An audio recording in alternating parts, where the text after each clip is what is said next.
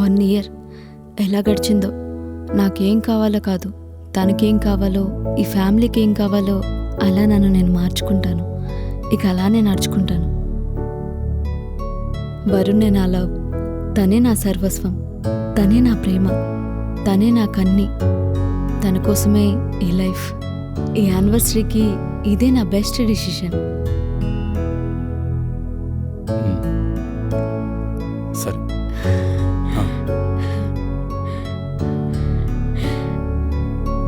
Happy anniversary అండి. ఏమైంది తనకి? ఎందుకు ఇలా ఉంటున్నారు ఈ మధ్య?